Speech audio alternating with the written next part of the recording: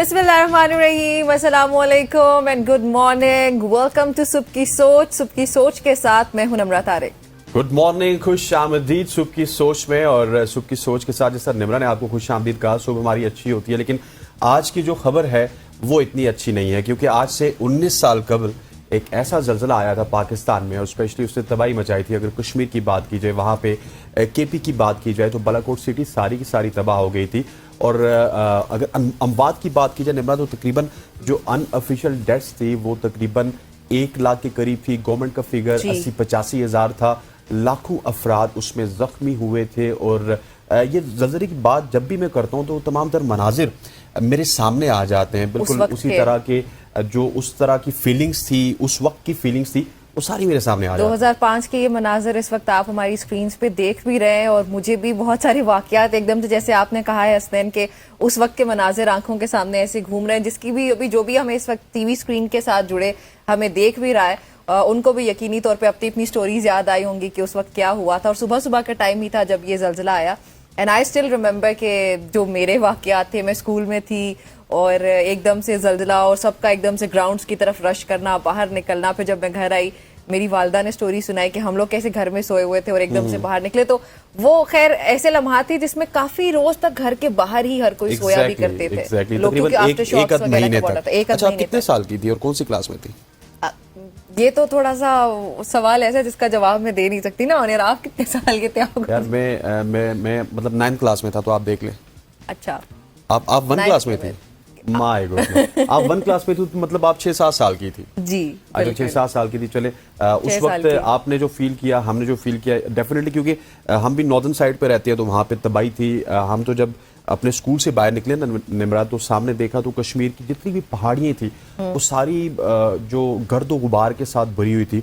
और इस तरह लग रहा था कि सारी की सारी तबाही कश्मीर में। अल्टीमेटली हमें फिर जब बाद में हमने टीवी चैनल्स ऑन किए, उस वक्त तो टीवी ही एक जरिया होता था, रेडियो होता था, तो उसके बाद हमें पता चला कि एक बड़ा ज़बरदस्त और अंदोनाक किस्म का जलजला आया था और जिसमें बहुत बड़े लेवल पे अमवात भी हुई थी। और उसके बाद पे पूरे महीने तक आपने देखा होगा रोड्स ब्लॉक रही थी, जो इमदाद थी, बैरून मुल्कों की इमदाद थी, वो सारी की सारी जो है। अच्छा, मजे की बात, अभी मैं हमारे टीम मेंबर है नाज़रीन को बताते चले, उनको ये स्टोरी सुना भी रही थी कि मैं अपने क्लासरूम में बैठी हूँ, लाइक मैं फ्रंट रो में हूँ और मेरी पिछले सीट पे एक लड़का बैठा है। और जब जलजला आया, मेरी चेयर हिली है, तो मुझे पता नहीं है कि जलजला या क्या चीज होती है।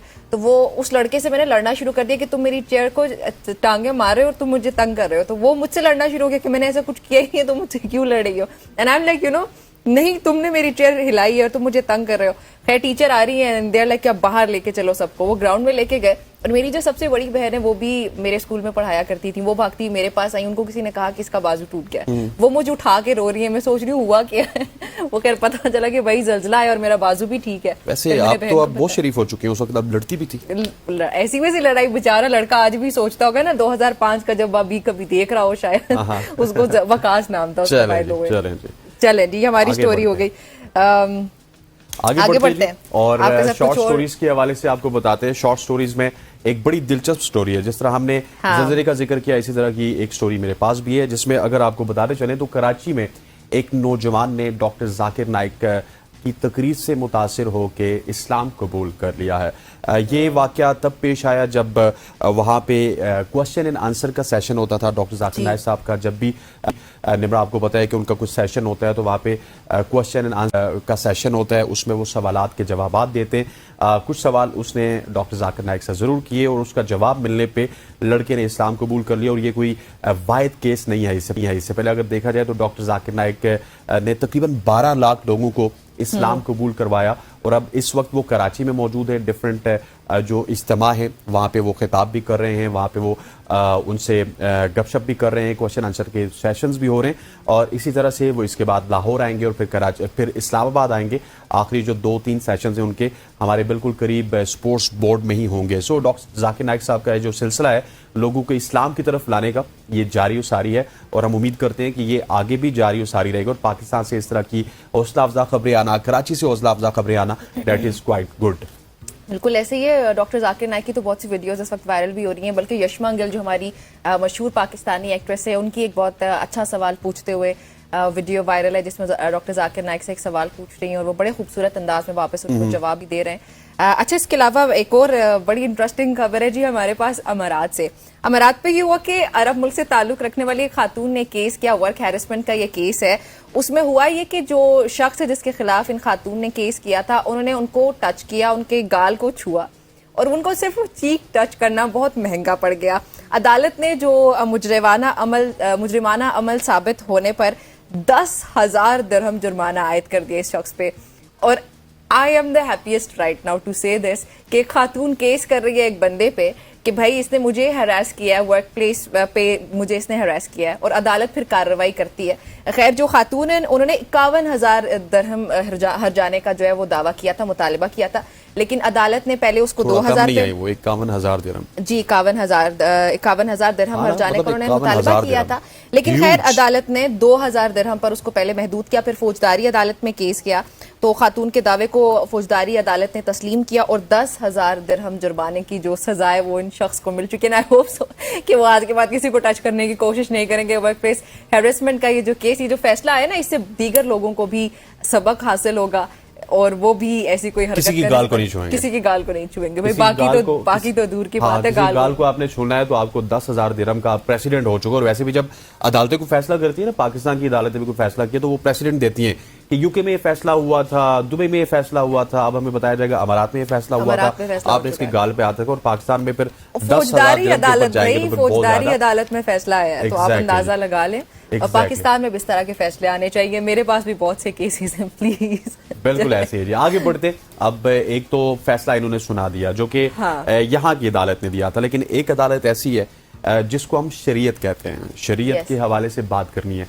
हम बहुत ज्यादा सुनते हैं ना शरीयत के मुताबिक, शरीयत रसूल, शरीयत कुरान, ये होता क्या है, इसके हवाले से आपको बताना है। शरीयत इस्लाम का इब्तदाई कानूनी निज़ाम है जो कुरान और हदीस से माखूज है। ये मजहबी और रोज़मर्रा के मामलात का अहाता करता है और एक मुकम्मल इखलाकी और कानूनी ढांचा भी आपको फराहम करता है। अगर कुरान की बात की जाए तो कुरान हमें बुनियादी उसूल बताता है, जबकि हदीस नबी सल्लल्लाहु अलैहि वसल्लम हुजूर अलैहिस्सलातु वस्सलाम के जो अमली इक़दामात हैं उनके हवाले से हमें मिसालें देता है कि उन्होंने अमल करके हमें बताया है। और इस हवाले से अगर बताते चले तो शरीयत को वक्त के साथ साथ उलमा ने इजमा और क़यास के इस्तेमाल करके नए चैलेंजेस का उन्होंने सामना किया, जिससे शरीयत की जो मौजूदा अहमियत है वो भी बरकरार रही है। तो हम अक्सर ये सुनते रहते हैं कि शरीयत के ऊपर अमल होना चाहिए, शरीयत के ऊपर हमें जो है वो पूरे मुल्क में अमल करना चाहिए, पाकिस्तान एक इस्लामी मुल्क है। तो आज हमने कहा कि शरीयत के हवाले से आपको बताते भी चले कि शरीयत होती बेसिकली क्या है। शरीयत एक इस्लामी कानून है जो कि कुरान और हदीस से मिलके हमने अखज़ किया है, और उसके ऊपर जब हम इम्प्लीमेंटेशन करते हैं तो वो फिर इस्लामी कानून बन जाता है। बिल्कुल इस्लामी कानून होते हैं और इन कवानीन पे हम अपनी जिंदगी बीइंग अ मुस्लिम जो है वो स्पेंड करते हैं। अच्छा, सऊदी वजारत हज की उम्रा ज़ायरीन के लिए एक नई पॉलिसी भी सामने आई है। ज़ायरीन को अब जो उम्रा परमिट है उसके मुकर्ररा वक्त से हसनैन 4 घंटे पहले जो है वो आपको मक्का मुकर्रमा में दाखिल होना चाहिए। अगर आप नहीं पहुंचेंगे तो आपको उम्रा नहीं करने दिया जाएगा। जी बिल्कुल। परमिट के उसूल पर जोर देते हुए जो सऊदी गवर्नमेंट है उनकी तरफ से कहा गया कि इसका मकसद जो है वो उम्रा की जो मनासिक उम्रा है उनकी अदायगी है और उसमें एक सहूलत फराहम करना है। अब जो उम्रा ज़ायरीन होंगे उनको अगर ये अंदेशा हो कि वो परमिट के वक्त पर मक्का नहीं पहुंच सकते तो उन्हें चाहिए कि वो अपना परमिट जो वो कैंसिल कराने के बाद दोबारा अपनी आसानी को मद्देनजर रखते हुए उसको नया परमिट जारी करवा लें। और वजारत की जानिब से बयान में ये भी कहा गया कि परमिट का मकसद ज़ायरीन को एक्चुअली रश से भी बचाना है। आपको पता है कि कितना ज्यादा रश हो जाता है, तो ये इकदाम फिर उसके पेश नजर जो है वो लिया गया है। बिल्कुल ऐसी है। जिस तरह निम्रा ने आपको बताया, अब आपने अगर उम्रा करना है तो आपको 4 घंटे पहले परमिट लेना पड़ेगा और उससे पहले आपने 4 घंटे पहले अपनी अवेलेबिलिटी को भी शो करना है। जो लोग पाकिस्तान से जा रहे हैं इस वक्त हमें सुन रहे हैं, आपने परमिट लेना है और उसके बाद 4 घंटे के अंदर अंदर आपने मक्का मुकर्रमा की हुदूद में दाखिल होना है, जो हरमैन शरीफैन की हुदूद है। अगर उसकी बात करूं, अगर नहीं दाखिल होंगे तो आपका परमिट कैंसिल हो जाएगा। और अगर लेट सपोज आप 4 घंटे पहले परमिट अप्लाई करते हैं, निम्रा अगर आप भी जाती हैं या कोई भी जाता है, वो अगर अप्लाई भी करता है तो सऊदी गवर्नमेंट का बताना यह है कि आपने जब परमिट अप्लाई कर लिया और आपका जाने का प्लान नहीं है तो आप उसको कैंसिल कीजिए, ताकि उनको पता चल जाए कि आपके अगेंस्ट वो किसी और उम्रा ज़ायरीन को या उम्रा ज़ायर को वो टिकट या परमिट जारी करें। اچھا جی آگے بڑھتے ہیں, اگلی سٹوری آپ کو سعودیہ سے سیدھا جاپان لیے چلتے. دیکھیں ہم کتنے اچھے ہیں, ہم کو پوری دنیا ایسے گھما دیتے ہیں ہم صبح کے ٹائم, اور کیا چاہیے, اب دیکھتے رہا کریں پلیز صبح کی سوچ. ایگزیکٹلی. اچھا جیسا نمرا نے آپ کو بتایا کہ سعودیہ سے ہم آپ کو جاپان لے کے جائیں گے. جاپان کے کانسائی انٹرنیشنل ایئرپورٹ کی بات کریں گے جو اوساکا اور کوبی اور کیوٹو جیسے شہروں کو سرو کر رہا ہے. تقریباً 30 سال سے یہ سرو کر رہا ہے. اچھا. اور اب 30 سالہ اس کی اچیومنٹ منائی جا رہی ہے. 1994 میں کھلنے والا یہ ایئرپورٹ اپنی مؤثر انتظامیہ اور کام کی رفتار کے باعث بے پناہ سراہا جاتا ہے, اور خاص طور پر اس کی ایک شاندار کامیابی یہ ہے کہ یہ جب سے شروع ہوا اور اب تک یہاں پر کسی بھی مسافر کا کوئی سامان چوری نہیں ہوا, چاہے وہ بیگ ہے, چاہے وہ اس کا موبائل ہے, کوئی بھی قیمتی اشیاء کی اگر بات کی جائے تو وہ اس ایئرپورٹ پر چوری نہیں ہوا. اور یہ کامیابی دیگر انٹرنیشنل ایئرپورٹس کے لیے ایک مثال ہے جو اکثر سامان کے مسائل کا سامنا کرنا پڑتا ہے. سامان تو اب دنیا کے جس بھی بڑے ایئرپورٹ کی بات کریں نمرا, وہاں پہ سامان غائب ہو جاتا ہے. لیکن 30 سال میں جاپان کا یہ ایئرپورٹ اپنی مثال آپ ہے جہاں پہ ابھی تک سامان غائب نہیں ہوا. اور یہ جاپنیز ہمیں سکھا رہے ہیں کہ آپ اس طرح کے ایئرپورٹس بنا سکتے ہیں اور چوری بھی نہ کیا کریں. اور اگر جاپنیز ایئرپورٹ کی بات کی جائے نمرا تو جاپنیز ایئرپورٹ کوئی عام ایئرپورٹ تو نہیں ہوگا, اتنا زیادہ مصروف ہوگا, لیکن اس کے باوجود بھی وہاں پہ سامان چوری نہیں ہوتا. Yes exactly. اچھا جاپان لے کر گئے آپ, وہاں سے سیدھا آپ کو لیے چلتے ہیں جی بھارت. اچھا. آپ کو بھی اور ہمارے ناظرین کو بھی. ایک دم ساؤتھ ایشیا آ گئی. ہم لوگ دیکھیں, میں نے کہا نا ہم گھومتے رہتے ہیں پوری دنیا. آپ مڈل ایسٹ تھی, اس کے بعد آپ مجھے ایشیا لے گئی, اس کے بعد ساؤتھ ایشیا. جی بالکل, کیا بات ہے, اندازہ لگا لیں یہاں سے. چلیں جی, خبر یہ کہ ایک بھارتی ایئر لائن پائلٹ نے اپنا ڈیوٹی ٹائم ختم ہونے کے بعد اڑان بھرنے سے انکار کر دیا, جس کی وجہ سے 24 سپٹمبر کو پونے سے بنگلور جانے والی پرواز 5 گھنٹے تاخیر کا شکار ہوئی. پائلٹ جو تھے انہوں نے اپنا ڈیوٹی ٹائم ختم ہونے کا حوالہ دیا, جس پر مسافر جو ہیں انہوں نے ناراضی کا اظہار کیا اور ایک ویڈیو وائرل ہوئی. Aviation expert Sanjay Lazar, I think so یہ اس طرح ان کا نام پروناؤنس کیا جائے گا, خیر سنجے نام ہے ان کا, اور یہ پائلٹ کی انہوں نے جو حمایت کرتے ہوئے کہا کہ عالمی ضوابط کی وجہ سے پائلٹس کی اڑان کے گھنٹوں میں سخت پابندیاں ہیں. ایئر لائن نے تاخیر پر معذرت کی اور پائلٹ کی حفاظتی اقدامات کی پیروی کو بھی سراہا ہے. پرسنلی اگر مجھ سے کوئی پوچھے تو انہوں نے بالکل ٹھیک کام کیا. اب جب ڈیوٹی آرز ختم ہو گئے تو آئی ڈونٹ تھنک سو کہ دیر از اے ریزن فار ہم ٹو بی پرفارمنگ, لیکن ایٹ دی سیم ٹائم وہ ڈیلے بھی ہو رہا تھا. تو اللہ کرے پاکستان میں بھی ایسا ہو. دیکھیں نا کتنی زبردست مثال ہے کہ ایک طرف جہاز کا پائلٹ ہے وہ کہ ورک لوڈ کی وجہ سے اپنی فلائٹ نہیں کر رہا, اور دوسری طرف سے جو ایویشن کے حکام ہیں وہ اس کی حمایت کر رہے ہیں. اور ہمارے ہاں یہ ہے کہ ہمارے جو جہاز ہیں ان کو بیچا جا رہا ہے, ہمارے پورے عملے سمیت ہی کیا بتانا بیچ دیں, اس طرح کی چیزیں ہمارے ہاں ہو رہی ہیں. لیکن ہمیں بھارت سے مثال لینی چاہیے جہاں پہ صرف ایک ایئر لائن نہیں بلکہ بہت ساری ایئر لائنز جو ہے بھارت میں بہت ہی اچھی چل رہی ہیں. جو چیز بری ہے کہ مسافر خجل خوار ہوئے, ان کے لیے تو جو اتھارٹیز ہیں ان کو کام کرنا چاہیے تھے, لیکن پرسنلی جو پائلٹ نے کیا اپنے لحاظ سے وہ ٹھیک کیا. بالکل اپنے لحاظ سے جو اس نے کیا وہ ٹھیک تھا. اور جس مدعے کے اوپر میں بات کر رہا تھا پاکستان میں کہ وینڈرز اب کہہ رہے ہیں کہ ہمیں ملازمین سمیت آپ کے جہاز نہیں چاہیے, ملازمین کو آپ کٹ کریں, اس طرح کی چیزیں کریں. سو پاکستان میں اس طرح کی چیزیں بہت زیادہ ہوتی ہیں, لیکن ہمیں انڈیا سے مثال لینی چاہیے. وہ کسی بھی فیلڈ میں ہو, چاہے وہ جہازوں کی فیلڈ ہو, چاہے وہ آئی ٹی کی فیلڈ ہو, چاہے وہ اے آئی کی فیلڈ ہو, کوئی بھی ایسی فیلڈ نہیں ہے. ایون کرکٹ کی بات کر لیں تو انڈیا کی ٹیم کہاں سے کہاں پہنچ گئی. سو اس طرح کی چیزیں ہمیں دیکھنے کو ملتی ہیں کہ انڈیا ہم سے بہت زیادہ پروفیشنلزم میں آگے ہے. آگے بڑھتے جی, اب ہم نے براعظموں کا ذکر کر لیا ہے, اب تھوڑا سا سمندروں کی گہرائی کی بات کرتے ہیں. سمندروں کی گہرائی میں بھی آپ کو لیے چلتے ہیں. ایگزیکٹلی اس کی گہرائی میں لیے چلتے ہیں. آج آپ کو میں بتاؤں گا دنیا کی سب سے منفرد مچھلی. اچھا, اس مچھلی کو ایک زبردست نام دیا گیا. اس نام کو اگر میں یہاں پہ چینجنگ فش اس کو کہا جاتا ہے. اور یہ چینجنگ فش اس کو اس وجہ سے کہا جاتا ہے کہ یہ مچھلی اپنے رنگ بدلنے کی حیرت انگیز صلاحیت رکھتی ہے. اس مچھلی کی اگر بات کی جائے تو اس سمندر کی گہرائیوں میں مختلف رنگوں میں رقص بھی کرتی ہے. یہ پراپر ماحول میں رہتی ہے اور ماحول کے مطابق خود کو ڈال لیتی ہے. اور اگر کوئی شخص اس کو پکڑنے کی کوشش کرے تو یہ مچھلی اپنی خوبصورت رنگت بدل دیتی ہے, اور بعض لوگ اسے جادوئی مچھلی بھی کہتے ہیں, میجیکل فش. اب دیکھیں تو اتنے ویژولز میں اتنی وہ کیوٹ لگ رہی ہے, نیون گرین ہو رہی ہے, پھر وہ بلو کلر بھی دکھ رہا ہے, orange colour, yellow colour, different colours وہ ایک سیکنڈ میں بدل رہی ہے. خیر بڑی خوبصورت یہ چینجنگ فش ہے جی. اچھا, اس میں ہمیں اوپر والے کی تعریف کرنی ہوگی, قدرت کی تعریف. اللہ تعالیٰ, بے شک تمام تعریف اللہ کے لیے ہی ہیں.